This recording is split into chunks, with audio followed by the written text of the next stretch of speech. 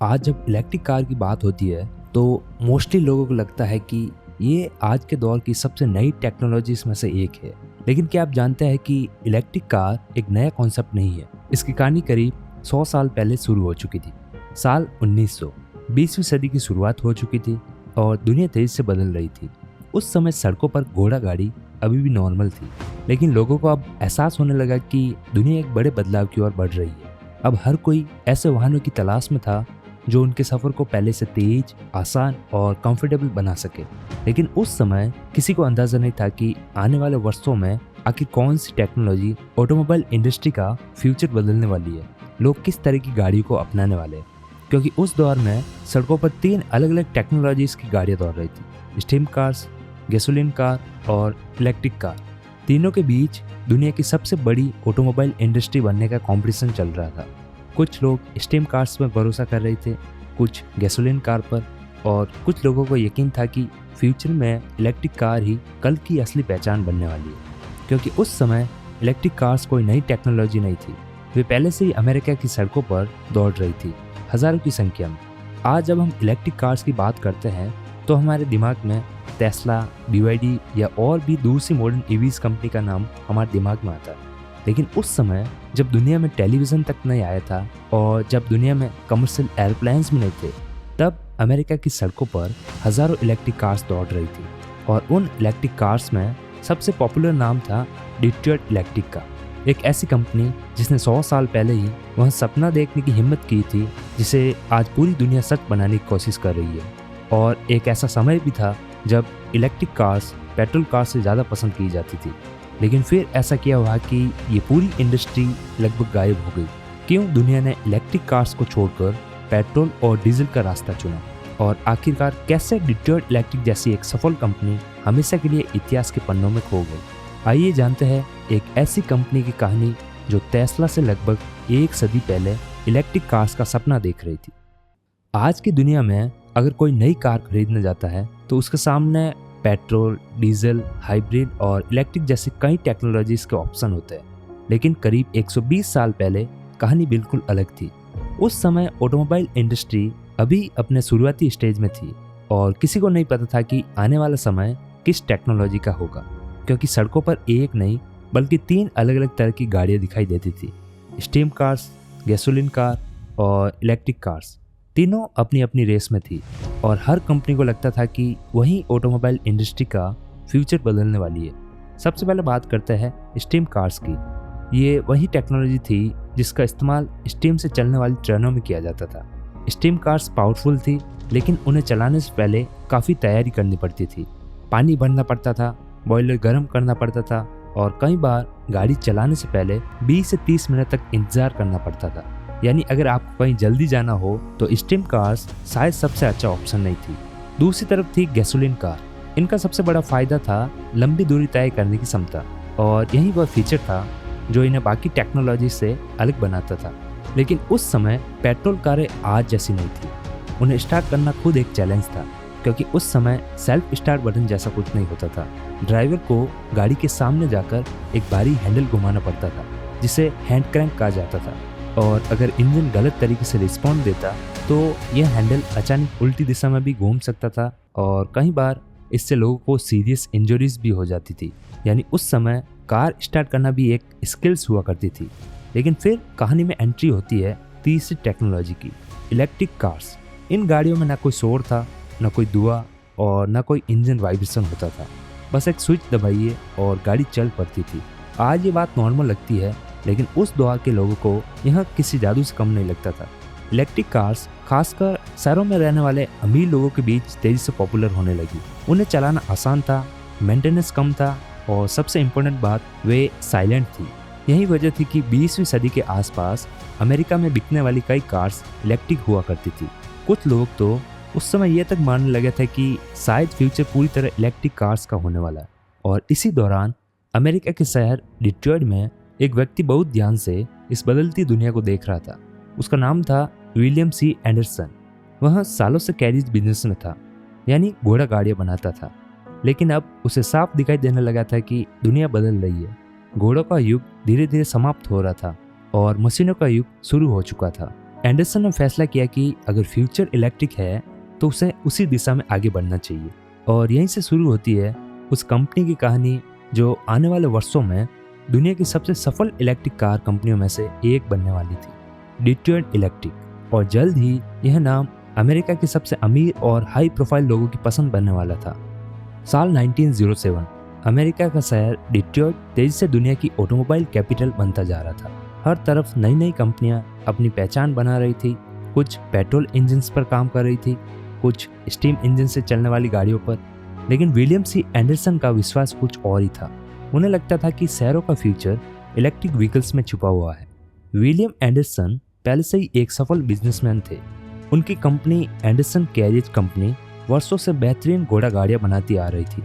लेकिन अब उन्हें साफ दिखाई देने लगा था कि दुनिया तेजी से बदल रही है।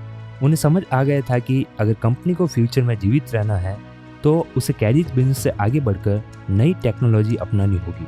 इसी सोच के साथ उन्होंने इलेक्ट्रिक व्हीकल्स के फील्ड में कदम रखना शुरू किया और 1907 में दुनिया ने पहली बार एक नए नाम को देखा, डिट्रॉयट इलेक्ट्रिक। उस दौर की इलेक्ट्रिक कार्स आज की कारों से बिल्कुल अलग थी। उनका डिज़ाइन किसी घोड़ा गाड़ी जैसा दिखाई देता था। ऊंची छत, बड़ी विंडोज, बंद कैबिन और पैसेंजर के लिए काफ़ी कंफर्टेबल सीटिंग। लेकिन इसके अंदर छिपी हुई थी एक ऐसी टेक्नोलॉजी जो कि उस समय के हिसाब से काफ़ी एडवांस मानी जाती थी।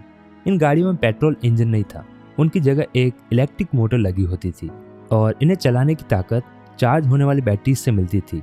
ज़्यादातर मॉडल्स लीड एसिड बैटरीज के साथ आते थे, लेकिन जिन कस्टमर के पास ज़्यादा बजट होता था तो उन्हें एक प्रीमियम ऑप्शन भी मिलता था, एडिसन निकल आयरन बैटरी। और इस बैटरी को इन्वेंट किया था थॉमस एडिसन ने। वही थॉमस एडिसन जिन्हें दुनिया आज भी सबसे बड़े इन्वेंटर में से एक मानती है। ये बैटरीज काफ़ी एक्सपेंसिव थी, लेकिन उनकी लाइफ नॉर्मल बैटरीज के मुकाबले काफ़ी ज़्यादा हुआ करती थी। उस दौर में यह टेक्नोलॉजी किसी लग्जरी फीचर से कम नहीं थी। डिट्रॉयट इलेक्ट्रिक का टारगेट आम जनता नहीं थी। कंपनी ने शुरुआत से ही अपने गाड़ियों को प्रीमियम मार्केट के लिए तैयार किया था। उनका टारगेट था बिजनेसमैन्स, डॉक्टर्स, लॉयर्स, इंडस्ट्रियलिस्ट और ऐसे लोग जो अपनी डेली लाइफ्स को ज़्यादा आसान और कंफर्टेबल बनाना चाहते थे, क्योंकि उस समय इलेक्ट्रिक कार्स की प्राइस अक्सर कई पेट्रोल कार से ज़्यादा होती थी। लेकिन डिट्रॉयट इलेक्ट्रिक के कस्टमर्स सिर्फ एक गाड़ी नहीं खरीद रहे थे, वो एक शानदार ड्राइविंग एक्सपीरियंस चुन रहे थे। और यही कंपनी की सबसे बड़ी ताकत बन गई थी। जब ज़्यादातर पेट्रोल कारों को स्टार्ट करने के लिए ड्राइवर को बाहर निकलकर भारी हैंडक्रैंक घुमानी पड़ती थी, वहीं डिट्रॉयट इलेक्ट्रिक कार का मालिक बस गाड़ी में बैठता, स्विच ऑन करता और गाड़ी चल पड़ती थी। न कोई स्ट्रगल, न कोई शोर और न कोई धुआं। उस समय यह एक्सपीरियंस लोगों को काफ़ी अलग और नया लगता था। धीरे धीरे डिट्रॉयट इलेक्ट्रिक की पहचान बनने लगी और लोगों को एहसास होने लगा कि इलेक्ट्रिक कार सिर्फ देखने में ही अच्छी नहीं है, लोग इन्हें बिना किसी परेशानी के डेली यूज़ कर सकते हैं। और फिर कुछ ऐसा हुआ जिसने डिट्रॉयट इलेक्ट्रिक को लोगों के बीच और भी ज़्यादा पॉपुलर बना दिया। अब डिट्रॉयट इलेक्ट्रिक सिर्फ एक नई कार कंपनी नहीं रह गई थी, कहीं जाने माने लोग भी इसे चलाने लगे थे। अब दुनिया 1910 में प्रवेश कर चुकी थी और डिट्रॉयट इलेक्ट्रिक धीरे धीरे एक नई कंपनी से बढ़कर अमेरिका का एक जाना पहचाना नाम बन चुकी थी। उस समय अमेरिका की सड़कों पर हर नई ऑटोमोबाइल इंडस्ट्री अपनी जगह बनाने की कोशिश कर रही थी, लेकिन डिट्रॉयट इलेक्ट्रिक के पास एक ऐसी चीज़ थी जो उस समय कहीं दूसरी कंपनीज के पास नहीं थी, लोगों का भरोसा। जब कई शुरुआती पेट्रोल कार्स बार बार खराब हो जाती थी, वहीं डिट्रॉयट इलेक्ट्रिक को चलाना काफ़ी आसान और कंफर्टेबल माना जाता था। कंपनी ने अपनी गाड़ियों को खास तौर पर शहरों में रहने वाले लोगों को ध्यान में रखकर बनाया था और यही फैसला सही साबित हुआ। धीरे धीरे डिट्रॉयट इलेक्ट्रिक अमेरिका के बड़े शहरों में एक पॉपुलर नाम बन गया। न्यूयॉर्क, शिकागो, बोस्टन और डिट्रॉयट जैसे शहरों में इसकी गाड़ियाँ दिखाई देने लगी। उस समय डिट्रॉयट इलेक्ट्रिक खासकर वुमेन कस्टमर के बीच काफ़ी पॉपुलर हो गई थी। इसके पीछे एक सिंपल रीज़न था। उस समय ज़्यादातर पेट्रोल कारों को स्टार्ट करने के लिए एक भारी हैंडक्रैंक का उपयोग करना पड़ता था और यह प्रोसेस न केवल कठिन था बल्कि कई बार खतरनाक भी साबित हो सकता था। लेकिन डिट्रॉयट इलेक्ट्रिक को चलाना बेहद आसान था। यही वजह थी कि कंपनी अपने एडवर्टाइजमेंट में इसी फीचर को सबसे ज़्यादा हाईलाइट करती थी। लेकिन सिर्फ वुमेन कस्टमर ही नहीं, अमेरिका के कई बड़े नाम भी डिट्रॉयट इलेक्ट्रिक कार चलाते थे। उनमें से एक थी क्लेरा फोर्ड, हेनरी फोर्ड की वाइफ। वही हेनरी फोर्ड जो फोर्ड मोटर कंपनी के फाउंडर थे। यह बात आज भी काफ़ी इंटरेस्टिंग लगती है क्योंकि एक तरफ हेनरी फोर्ड पेट्रोल कार्स की दुनिया बदल रहे थे, वहीं उनकी वाइफ डिट्रॉयट इलेक्ट्रिक कार चलाना पसंद करती थी क्योंकि उन्हें यह बाकी कई कार से ज़्यादा कंफर्टेबल लगती थी। कंपनी के कस्टमर्स में थॉमस एडिसन जैसे बड़े नाम भी शामिल थे, और जब ऐसे लोग किसी प्रोडक्ट का इस्तेमाल करते हैं तो लोगों का भरोसा अपने आप बढ़ने लगता है। धीरे धीरे कंपनी की सेल्स भी बढ़ने लगी। 1910 के दशक में डिट्रॉयट इलेक्ट्रिक हर साल लगभग 1 से 2,000 कार्स बेचने लगी। उस समय के हिसाब से यह काफ़ी बड़ी बात थी। फिर आया 1914 और शुरू हुआ फर्स्ट वर्ल्ड वॉर। युद्ध के कारण कई प्रोडक्ट्स की कीमतें बढ़ने लगी और पेट्रोल भी उनमें से एक था। तो कुछ लोगों ने फिर से इलेक्ट्रिक व्हीकल्स की तरफ देखना शुरू किया।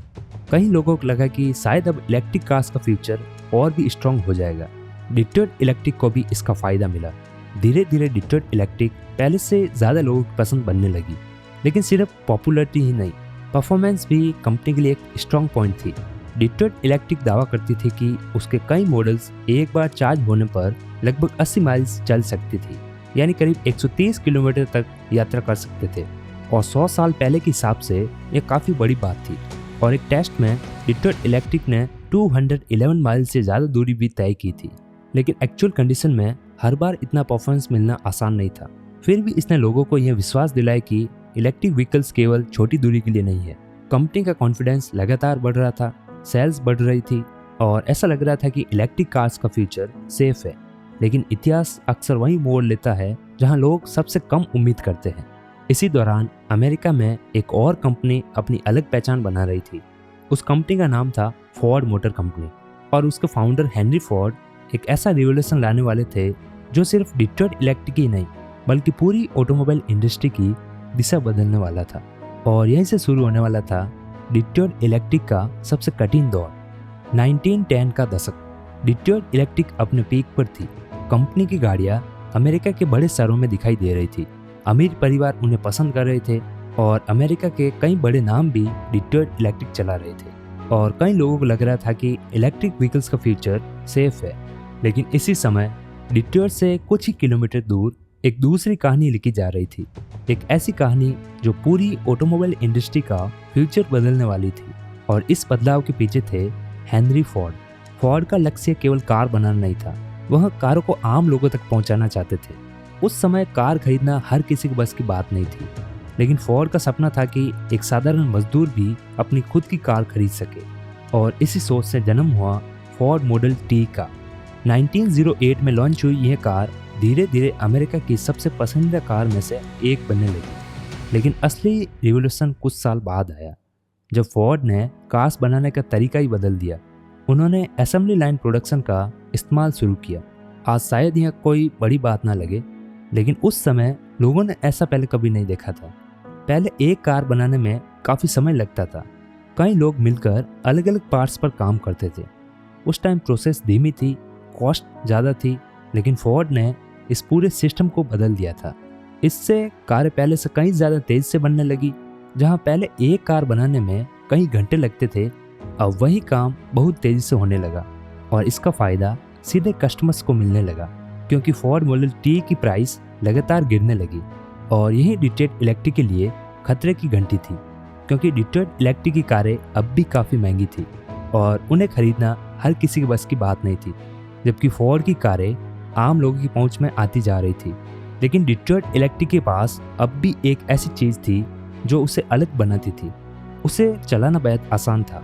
फोर्ड मॉडल टी खरीदना आसान हो गया था, लेकिन उसे चलाना अब भी हर किसी के बस की बात नहीं थी, क्योंकि इंजन स्टार्ट करने के लिए हैंड क्रैंक का उपयोग करना पड़ता था।